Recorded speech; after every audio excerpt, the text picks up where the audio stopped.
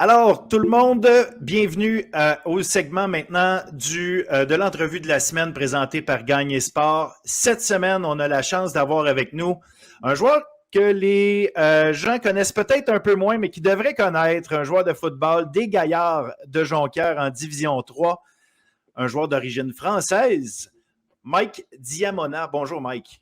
Bonjour. D'abord, merci d'avoir accepté notre invitation. C'est très apprécié. Yes, pas de problème. Mike, j'ai appris à te connaître sur le terrain en te voyant évoluer cette saison.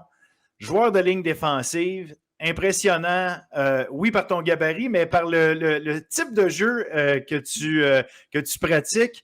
Et surtout, et c'est assez rare qu'un joueur de ligne défensive mène au chapitre des plaqués dans son équipe. C'est souvent secondaire. Et là, avec Jonquière, une équipe extrêmement solide qui a participé à une finale du Bol d'Or pour la deuxième fois consécutive. En fait, même plus que ça, c'est la 6e fois consécutive que les Gaillards allaient au Bol d'Or, mais pour toi, c'était la 2e. Raconte-nous un peu. En fait, je veux que les gens apprennent à te connaître. Fait qu'avant, là, je parle de ta saison, mais je veux que les gens apprennent à te connaître. Tu es d'origine française. Tu as commencé évidemment donc à jouer au football en France. Raconte-nous un peu comment ça fonctionne. Nous, Québécois, Nord-Américains, on est habitués à nos façons de faire. Mais pour les Français qu'on voit de plus en plus nombreux sur nos terrains, comment ça fonctionne? Qu'est-ce qui vous amène vers le football comme ça? Le football américain, évidemment, parce que votre foot, habituellement, vous n'êtes pas aussi équipé en termes de protection et vous ne pouvez pas faire les mêmes choses. Donc, je veux savoir comment tu as commencé. Qu'est-ce qui t'a amené là-dedans? Ouais, moi, alors, je suis vraiment venu au football américain par hasard, en vrai de vrai. Moi, c'était un ami à moi qui faisait du foot. Moi, je faisais d'autres sports. J'étais quand même déjà ancré dans le sport. Hein. Je faisais des sports de combat. Je fais du judo, du jiu-jitsu brésilien, boxe. OK. Et je suis parti accompagner un ami qui était parti faire du football américain. Carrément, je savais pas que ça existait en France au début. Et après, je l'ai rejoint et j'ai continué jusqu'à en arriver à là. Et tu avais quel âge à ce moment-là? J'avais 15 ans.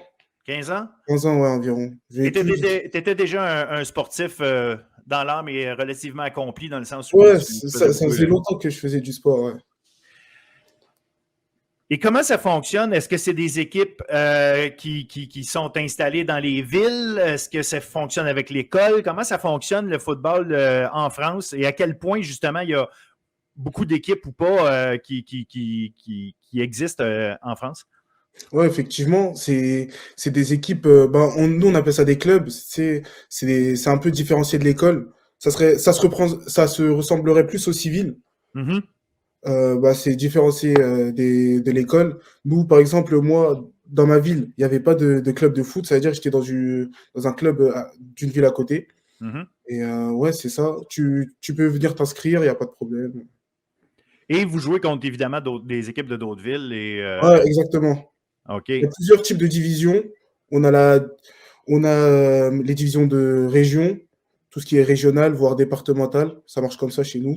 Et après, nous, il y a la nationale. Moi, par exemple, quand je suis venu, vu que j'étais avec les plus jeunes, j'ai joué en foot à 9 en régional. Et après, je suis parti en national en football à 11 avant de rejoindre le Pôle France. Et qu'est-ce qui t'amène à grimper les échelons comme ça? Est-ce que c'est simplement une question d'âge ou c'est une question de qualité de joueur? On les fait grimper de départemental à national? Pour les catégories, c'est un peu de l'âge. Par exemple, moi, quand je suis arrivé, la section U19, elle jouait déjà en national. Ça veut dire que quand j'étais en U16, que je suis monté en U19 l'année d'après, j'étais directement en national avec les plus anciens. Et après, au niveau, par exemple, si on veut aller rejoindre le pôle ou les équipes de région, par exemple, c'est ce que j'ai fait. Ça, par exemple, c'est des détections qu'on fait, par exemple, en début d'année. En début d'année. Il y a plusieurs Et est-ce que ce sont les entraîneurs qui viennent, tu parles de détection, est-ce que ce sont les entraîneurs qui viennent vous solliciter ou c'est des événements où vous pouvez tout simplement vous inscrire, aller participer puis prendre votre chance d'essayer de faire l'équipe? Ouais, c'est ça. Moi, vu que j'habite à Paris, c'est un peu différent des autres. On fait une équipe, par exemple, de chaque département et on s'affronte. Et il y a, par exemple, les différents entraîneurs de la région d'Île-de-France, du coup, la région de Paris, qui viennent. Et après, on crée une équipe pour jouer, pour faire une équipe de chaque région et on s'affronte chaque région. Par exemple, je crois que c'est à Vichy. Et voilà, on appelle ça le Junior Ball. Et tout le monde joue. Et suite à ça, on peut être présélectionné en équipe de France ou aller au Pôle France. Moi, j'ai pris la décision d'aller au Pôle France, par exemple. Et c'est quoi ça, la différence entre le pôle France et l'équipe de France? Bah, c'est un peu différent parce que le pôle France, c'est un peu ce qui se rapproche du cégep maintenant parce qu'on passe dans un stade de sport-études OK. où bah, le foot et l'école, c'est lié. On vit sur place. Par exemple, moi, j'habite à peu près vers Paris. J'ai dû déménager à Amiens où ça se trouve. Et c'est ça, c'est du sport-études. On s'entraîne un peu plus que les autres équipes. Et voilà. Et l'équipe de France, du coup, c'est vraiment une sélection nationale. Mais c'est un peu lié quand même. Et parce que tu disais, ben, je connaissais même pas ça, c'est un ami qui m'a emmené Ouais. là-dedans.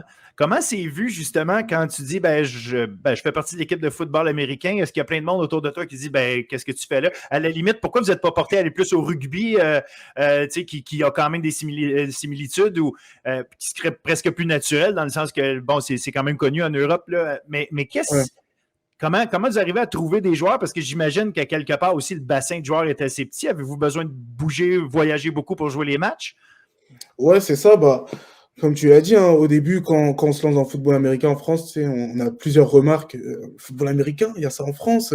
Tu sais, bah, il y a ça partout. Mais quand tu découvres en fait le monde du football américain en France, tu vois quand même, pas, on est quand même assez nombreux. Si tu vois ce que je veux dire, on est quand même nombreux. Il y a pas mal de joueurs. C'est sûr que là, à cause du Covid, bah, du coup, il y a une baisse de joueurs. Les clubs, là, on va dire qu'ils sont un peu en reconstruction. C'est un peu les grands clubs bah, qui mènent en ce moment. Mais sinon, il y a quand même chaque année de plus en plus de joueurs qui commencent le football américain. C'est quand même un sport en expansion. Je pense que c'est le sport en expansion dans le pays. OK.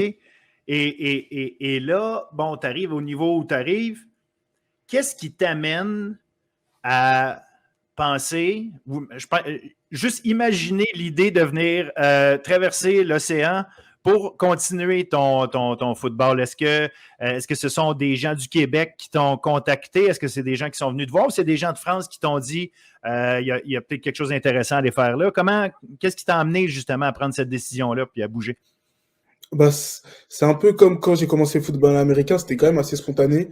Moi, je faisais du football américain à la base pour le plaisir, pour jouer avec mes amis. Après, j'ai vu que je pouvais quand même faire quelque chose dedans. Après, j'ai des amis à moi, bah, du coup, qui sont partis au Canada. Je pense que vous avez déjà parlé de lui, Redval Keita. Il est Ben oui, parti au évidemment. Canada. Parce que je joue avec lui en France. Moi, je suis parti au pôle. Et bah, suite à ça, bah, quand je suis allé au pôle, bah, il y a plusieurs cégeps qui sont venus me contacter. Et j'ai fait mon choix. J'avais à peu près le choix dans les 3 divisions. Après, j'ai fait mon choix d'aller au Gaillard de Jonquière. Donc, au bowl comme tel, il y a des recruteurs québécois ou des gens Oui, c'est ça, c'est ça. qui sont. Et ils viennent vraiment sur place ou c'est parce qu'ils voient le match et ils te contactent par les réseaux sociaux ou peu importe? Est-ce qu'ils sont vraiment au match? Bah, ça dépend, mais il y a quand même des équipes qui viennent en France, justement. Ils viennent, ils peuvent venir vous voir directement pour parler avec vous. Après, moi, j'ai été recruté pendant la période du Covid, du coup, c'était un peu plus compliqué. Ça s'est Mhm. passé sur les médias, bah, sur les réseaux sociaux. Mais sinon, ouais, ça peut arriver que des équipes viennent en France pour contacter les joueurs directement, les voir leurs parents. C'est quand même plus rassurant. Bon, évidemment. Surtout quand on sait qu'on va déménager Ouais, et qu'on va c'est ça. changer de pays, là, c'est plus c'est pas qu'une question d'être 2 villes plus loin. Là. Ouais, c'est Euh, différent.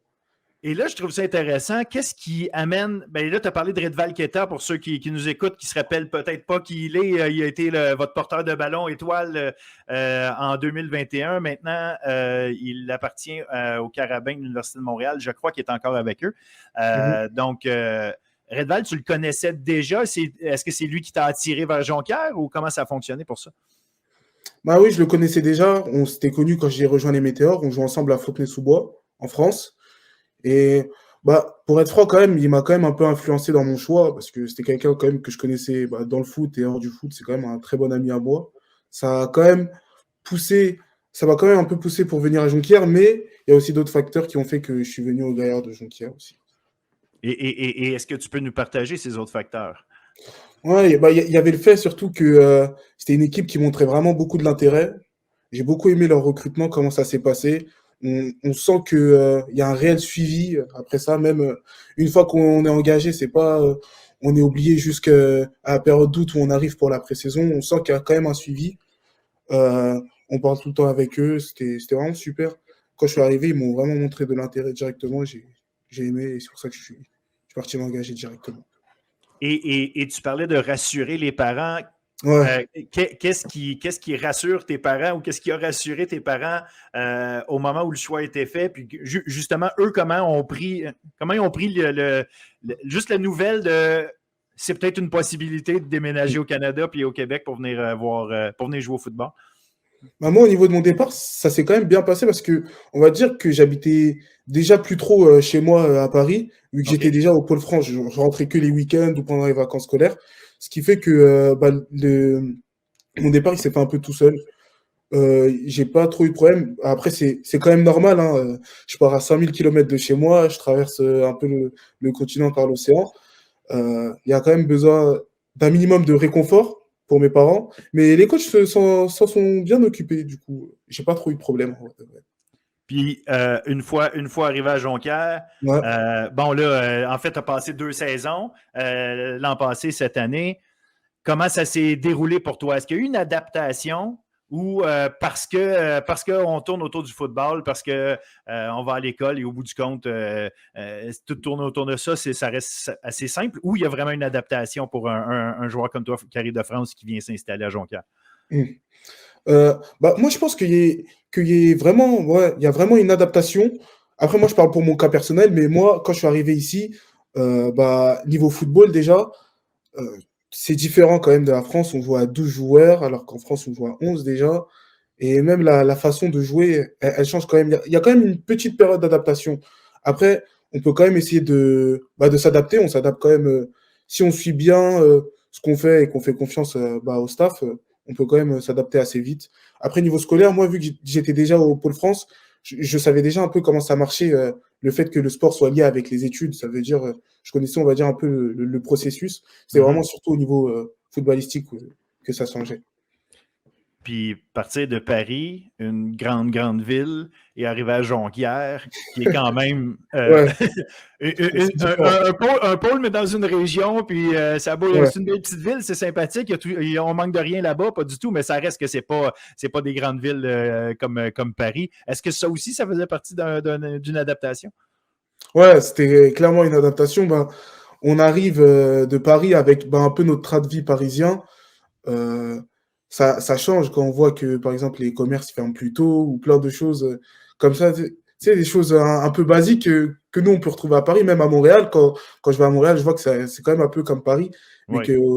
qu'au Saguenay, bah, il n'y a pas trop, c'est une adaptation, mais c'est pas critique non plus. Ici, on est quand même bien. C'était pas réellement un point négatif. C'est vrai que c'est un changement, mais ça Puis va. là On se- vous êtes quand même plusieurs joueurs français, justement. Est-ce qu'il se forme un regroupement des joueurs français? Est-ce que puis je vois pas ça comme une clique, là, je vois plus le fait d'être regroupé pour faciliter justement votre passage, votre séjour au Québec ou ouais. la façon dont les choses se passent. Puis j'imagine, comme tu dis avec Redval qui t'a qui a fait partie du processus pour te convaincre de venir, j'imagine que tu fais un peu la même chose avec d'autres aussi. Ouais, mais justement, il y a beaucoup de personnes qui pourraient penser que justement, il y a un groupe de Français, par exemple, dans une équipe, qu'on est plus entre nous. Mais moi, c'est ça qui m'a choqué, alors, en fait, à Jonquière, c'est que bah, on se mélange tous, en fait. Entre Français et Québécois, on peut même, tu sais, ça dépasse même le foot, hein. On peut sortir ensemble, tu sais, dehors, entre Québécois, Français. Il n'y a pas vraiment de groupe. Après, c'est vrai qu'il y a quand même des affinités, parce que, par exemple, avec les Français, on se connaît déjà, on a déjà joué ensemble, par exemple, dans les regroupements de régions, on connaît un peu les joueurs, tout ça. Mais sinon, dans l'équipe, il n'y a vraiment pas de problème, on se mélange tous, on est tous frérots. Et Ah, ben c'est bon, ça c'est passe bon, bien. c'est une Ouais, bonne ça, affaire, c'est vraiment un justement. bon point à Jonquière.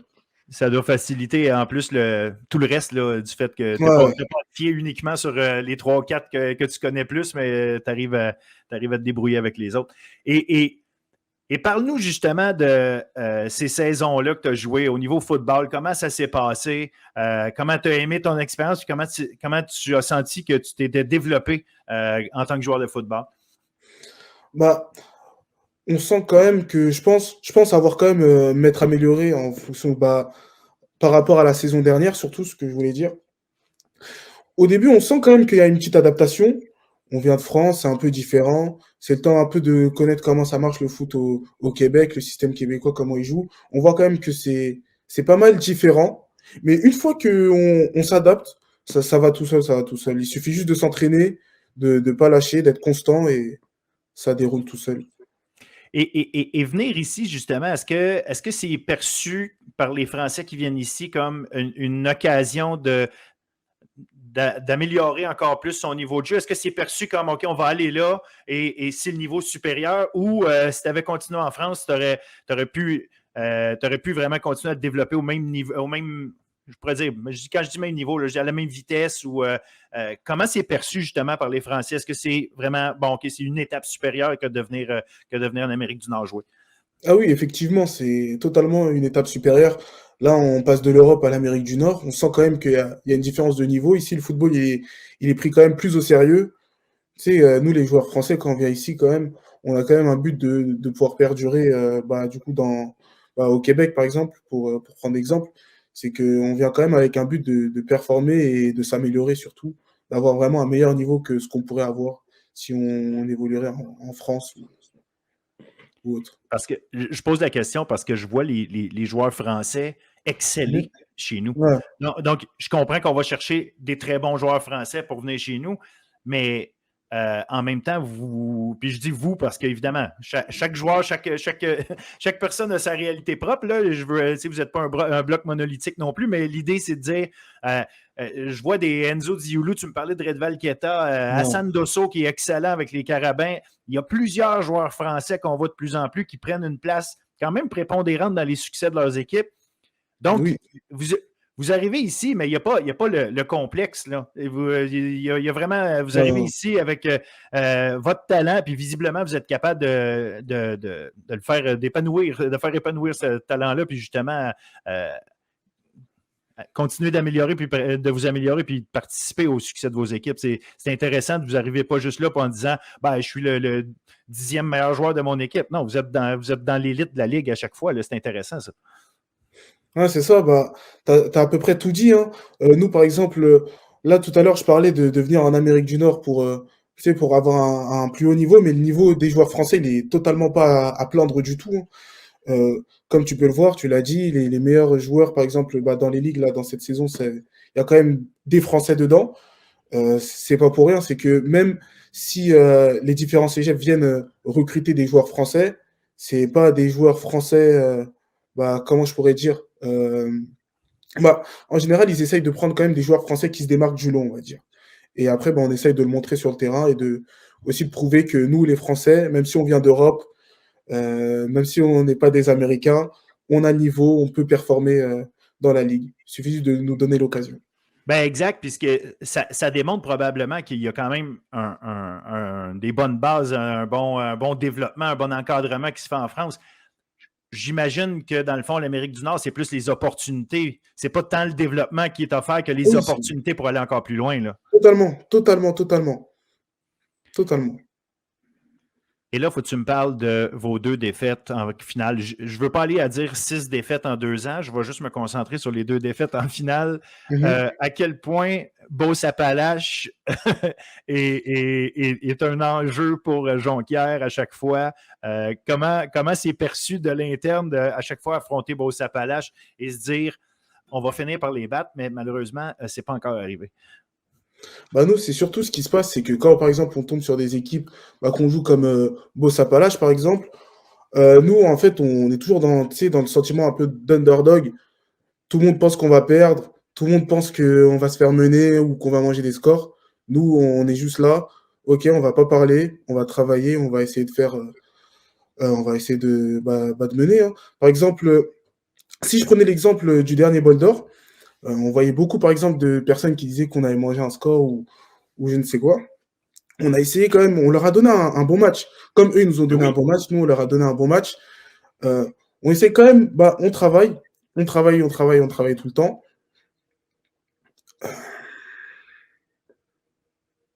Ah, j'ai un blanc, excusez-moi. ben, Non, vous travaillez tout le temps, puis à la moitié du 4e quart, quand même, à ce bol d'or-là, ouais, le pointage était à 21-21. ouais, Et sachant tout ça, à quel point, justement, comme tu dis, vous travaillez, vous êtes perçus comme les négligés, puis le monde s'attend à ce que, Beauce-Appalaches passe à travers sans trop d'efforts, comme si ça ne prenait pas d'efforts pour Beauce-Appalaches de gagner à chaque fois leur match, parce qu'évidemment, ils ont été dominants, mais il reste que vous leur avez donné toute une opposition au dernier bol d'or. Il a dû faire particulièrement mal. Est-ce que celui-là a fait plus mal que celui de l'an passé à cause justement du fait que c'était serré comme ça? Bah, clairement, comme tu l'as dit, on menait. On menait 13-0 au début. Ça s'est resserré à 21-21. Ils ont fini par gagner. Bah, écoute, c'est le football. Hein. Moi, je suis quand même très content de mes gars du travail qu'on a quand même fourni pendant cette finale. On a donné toute une game. Je pense même qu'on les a étonnés. Ils ne s'attendaient pas à se retrouver dans un match pareil. Après, c'est le football. Hein. Il y a plusieurs facteurs qui vont faire qu'eux ont gagné. Tu sais, on a aussi notre part dedans, mais je suis quand même très content de mon équipe. Je suis très fier de mes gars. Et la suite pour toi, j'ai vu au printemps dernier, tu es allé faire des camps aux États-Unis avec 2 de tes coéquipiers. Ouais. Et là, je vois que tu es sur les réseaux sociaux, tu essaies de te faire connaître par les coachs de la NCAA. Visiblement, c'est un objectif pour toi. Ouais, clairement. Comment ça se passe de ce côté-là? As-tu eu des discussions directes avec des coachs ou jusqu'à maintenant, c'est plus si on veut, des gens ont reçu tes highlights, ont reçu tes images, ils ont vu que tu avais démontré de l'intérêt. Est-ce que tu as eu des discussions vraiment directes avec des entraîneurs de la NCAA? Puis est-ce qu'il y a des opportunités réelles pour toi d'aller là? Bah, j'ai eu plusieurs discussions réelles avec des coachs NCAA, mais bon, ça ne veut pas réellement dire quelque chose. Hein. On parle avec eux et on voit ce que ça donne dans la suite. Moi, par exemple, je suis parti faire des camps, du coup, comme tu l'as dit, avec 2 de mes coéquipiers. C'est notre coach qui nous a emmenés. Grâce à ça, on a eu nous 3, on a quand même parlé avec plusieurs coachs. Moi, je suis ressorti avec des opportunités de jouer en NCAA de Division 2. Après, ça sera toujours à voir. Je parle quand même avec d'autres écoles en NCAA. Mais bon, on attend juste, on va voir ce que ça va donner. Mais je me donne pas, j'ai pas trop envie d'en rêver non plus. J'essaye de rester rationnel et on va voir ce que ça va donner. Et est-ce que c'est la NCAA ou une équipe au Canada, au Québec est encore dans les... est-ce que c'est encore possible qu'on te voit jouer dans une université canadienne ou québécoise ou si c'est vraiment la prochaine étape, c'est la NCAA puis tu vas prendre la meilleure offre que tu vas avoir à partir de là? Non, comme tu l'as dit, vous pouvez me voir autant au Canada aux États-Unis, par exemple. Moi, je suis pas quelqu'un qui va aller se focaliser, par exemple, sur les États-Unis comme je l'ai fait, même si j'ai fait des camps, j'essaie d'y aller. Je néglige pas du tout le football universitaire canadien. C'est quand même un très bon football. Moi, je regarde chaque année la saison. Je continue mon recrutement aussi avec les universités canadiennes, bien comme il faut. Et on va voir ce que ça va donner. Hein. Je peux autant finir au Canada comme aux États-Unis. Est-ce que tu termines l'école collégiale au printemps ou cet hiver ou cet automne? Je termine la session d'après. OK, la session d'après. Donc, tu as encore du temps pour prendre ta décision. Oui, j'ai clairement du temps pour ma décision. Ouais. Et est-ce que pour l'instant, tu penches d'un côté ou de l'autre ou c'est encore complètement ouvert? C'est encore complètement ouvert. Justement, comme tu l'as dit, je prends mon temps. Je sais que je ne pars pas maintenant. Je compte quand même. Je ne vais pas trop traîner non plus, mais je prends quand même mon temps. Je veux bien réfléchir. Je vais bien en parler avec mes parents, mes proches. Et on va voir ce que ça va donner dans la suite. Mais quand même, je prends mon temps. Donc, tu n'as pas de scoop pour nous pour l'instant pour nous dire. J'ai pas de scoop encore. C'est bon. Écoute, Mike, merci beaucoup pour le temps que tu as pris. De nous faire connaître un peu, comprendre comment fonctionne le football en France, voir, et surtout de voir comment cette filière française-là entre, parce qu'elle est importante pour le Québec, surtout les équipes dans des régions où, à un moment donné, la quantité de joueurs n'est peut-être pas nécessairement suffisante pour fabriquer, ou pas fabriquer, mais avoir des équipes complètes. Fait que votre arrivée est importante non seulement pour remplir les équipes, mais surtout amener le niveau à augmenter dans ces équipes-là, parce que visiblement, votre contribution est importante et assurément appréciée par vos coachs. Yes. Alors, merci encore. Puis, franchement, je te souhaite la meilleure des chances. Je vais te dire d'être patient parce que même si tu l'es déjà, sois patient dans ton choix. Tu ne sais jamais la bonne offre, quand est-ce qu'elle va arriver. Et surtout, j'espère que tu vas être heureux là où tu vas aller. Nous autres, ça va nous faire un grand plaisir de continuer de suivre ton parcours. Puis pour mon propre plaisir, bien égoïste, j'aimerais bien que tu joues au Québec, mais ça, va là où c'est bon pour toi. Merci, Mike. Salut. Merci à vous.